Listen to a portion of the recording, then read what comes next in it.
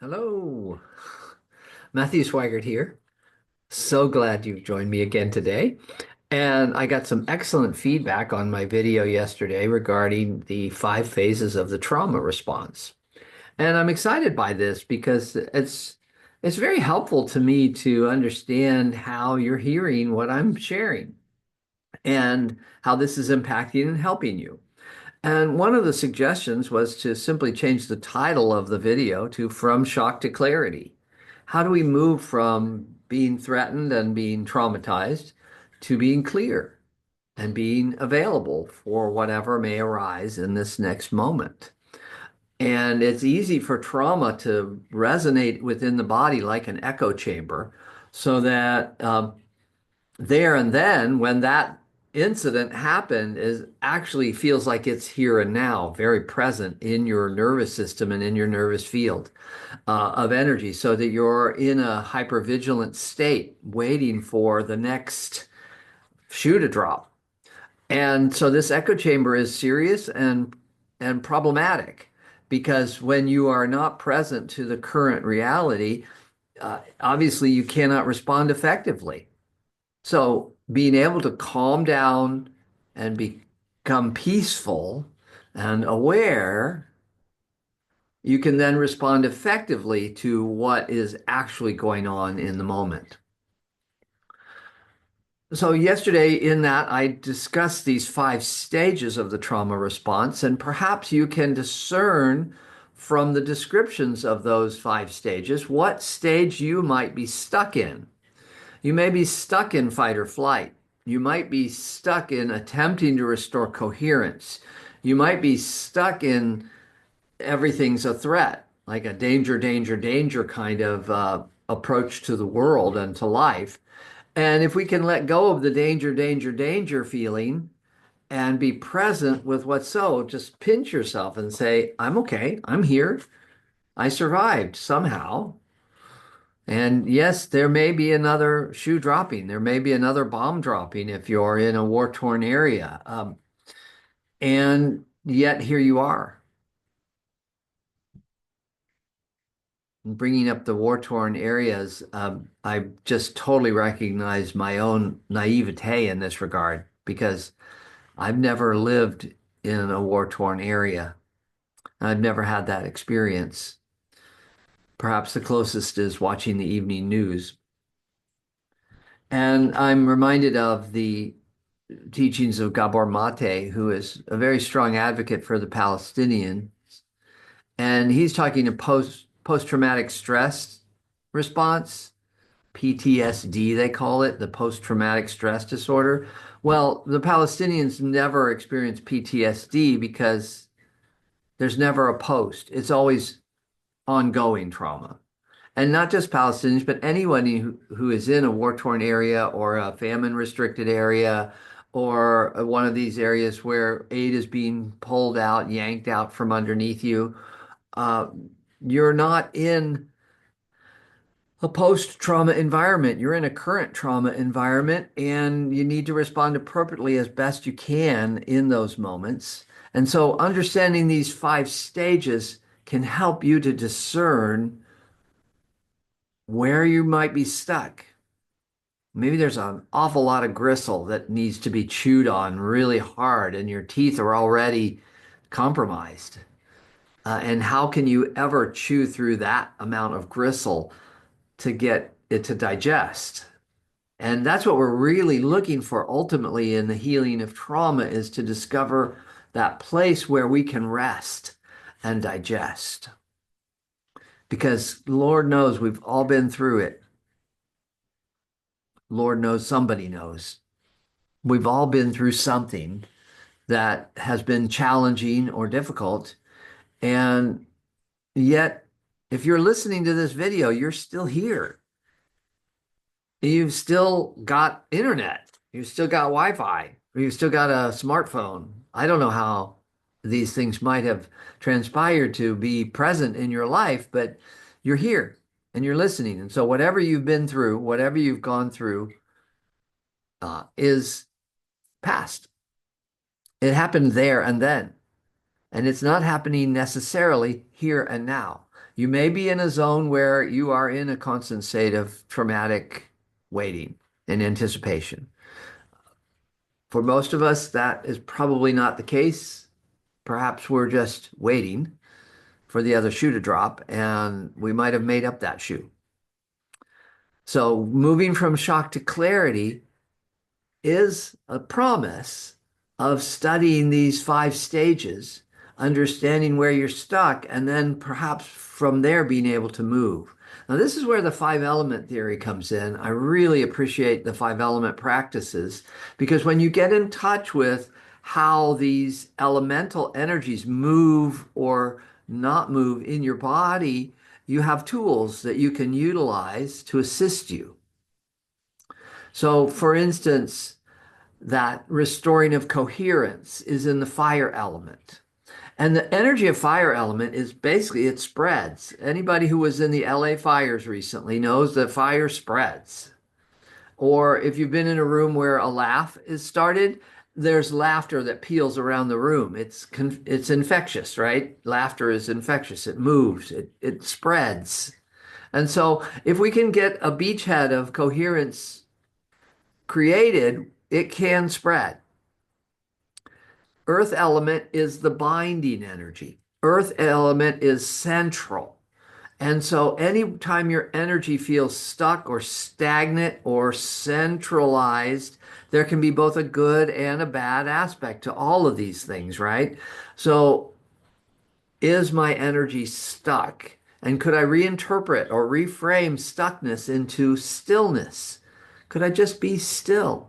Could I just rest in this present moment? I'm here. I'm alive. I'm watching a video on my phone or on my device over the internet waves with this guy, Sweigart, who is sitting in a beautiful space with a great bay window in a little Nevada City, California, where great atrocities were committed in our history here.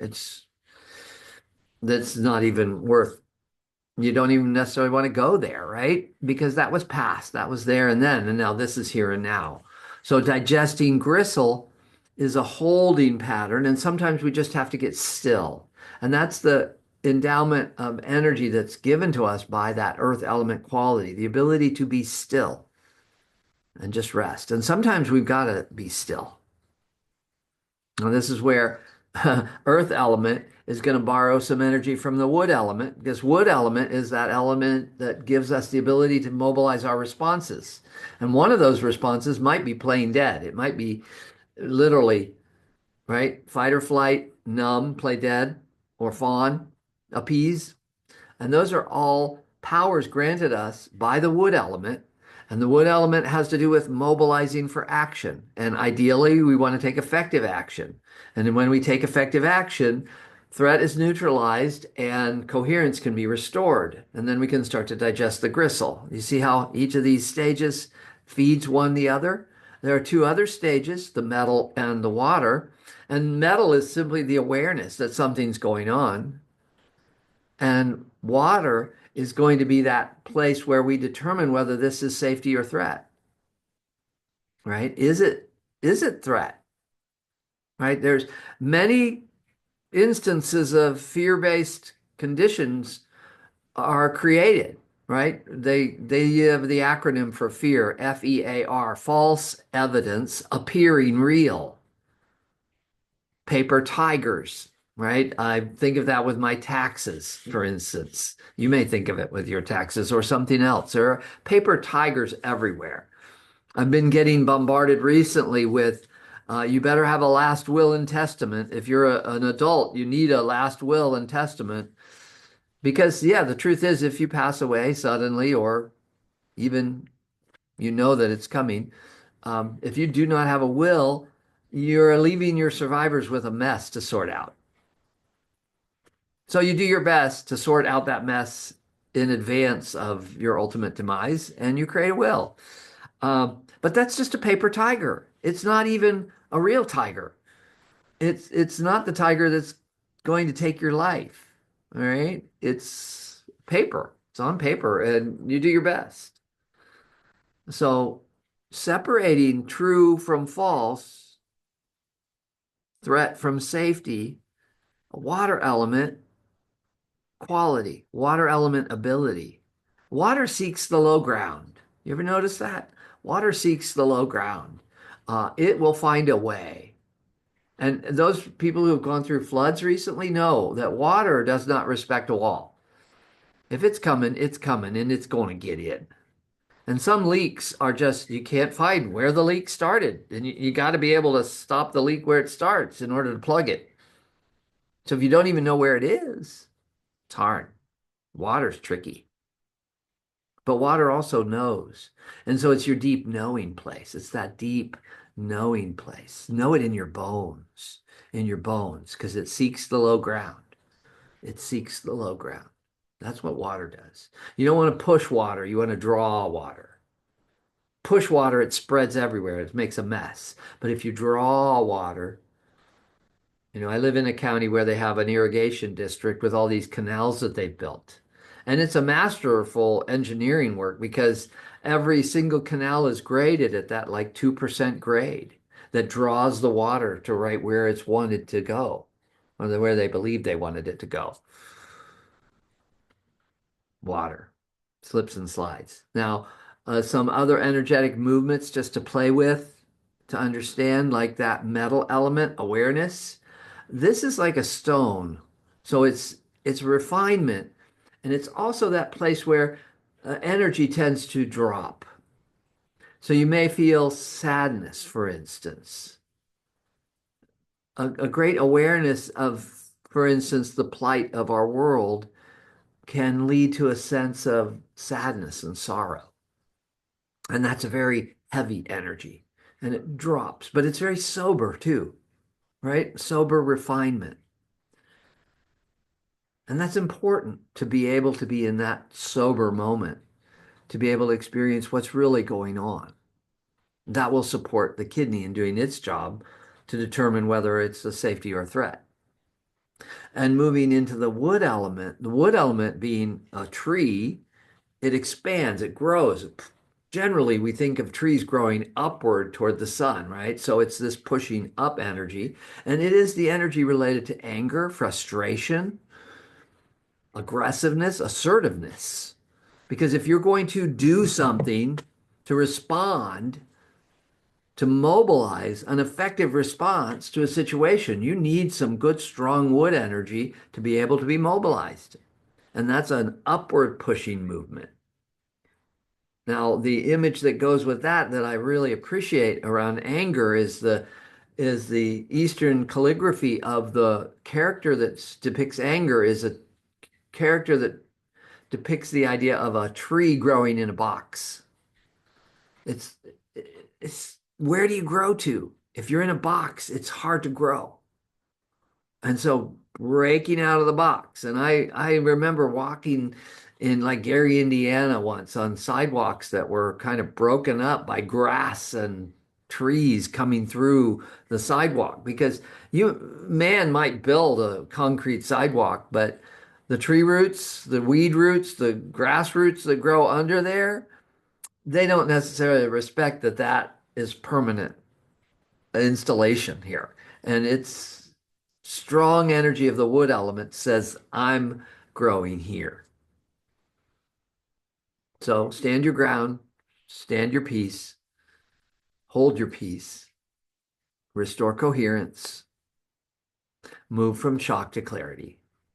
And I know this was a little bit longer today because I had a little more to explain and to share.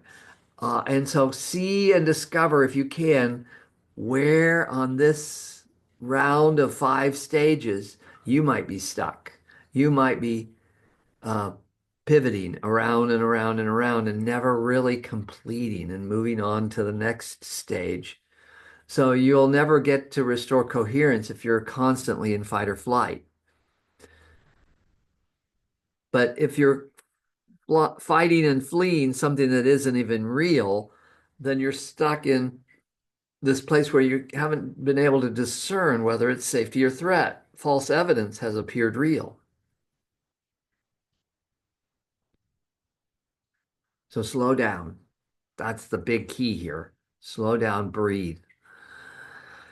Do some mindfulness practice. and discover in yourself where your energy is right now in this moment. Is it stuck? Is it still? Does it want to spread like laughter or fire? Does it want to seek low ground like water, desiring to be drawn where it needs to go? Does it want to push up and get aggressive? Does it want to drop down and feel sober sadness at the state of things, perhaps? Wherever you may find yourself in this moment, pinch yourself. You're here. You're listening. Well done. So, moving from shock to clarity, allow yourself to feel, breathe, and be present. And that's my installment for today. Take good care, and we'll see you next time. Matthew Sweigart, Heart Mind Healing Arts.